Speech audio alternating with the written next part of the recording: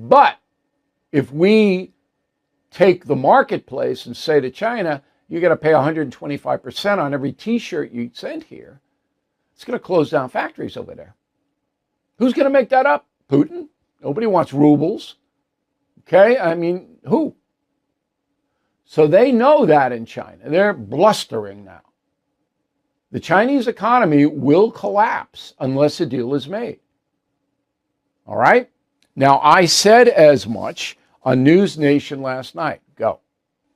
They're using the $300 billion trade surplus a year to fund their military machine, their war machine.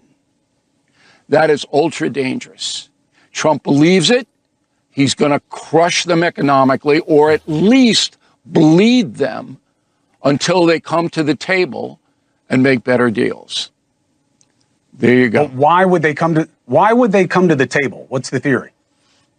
Because their economy is going to collapse without the U.S. market. Okay. So that is my belief. All right. And it's speculation, but it's educated speculation. In the next segment on News Nation, I went away. A guy named Scott Galloway shows up. He is a professor of marketing at NYU. He's also on the New York Times Company Board of Directors, so that tells you pretty much all you need to know about Scott Galloway. Here's what he said. Go. I realize it's bad form to comment on a previous guest, but I just want to highlight, in terms of our ability to quote unquote wreck the Chinese economy, the largest trading partner of China is the Association of Southeast Asian Nations at about $1 trillion. Number two is actually the EU at $900 billion. We're third at $800 billion. So what?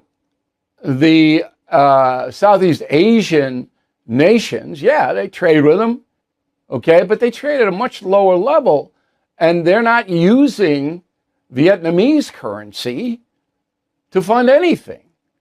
And there's no investment by Chinese corporations to speak of in Southeast Asia.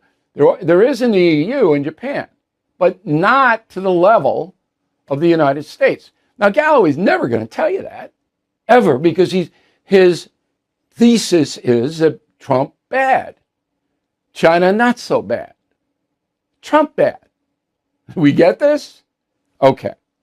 Now, I want you to know the truth. We have leverage over China. I believe a deal will get done between Xi and Trump. Not going to be easy, obviously, but they're going to meet face to face. I hope it's in June.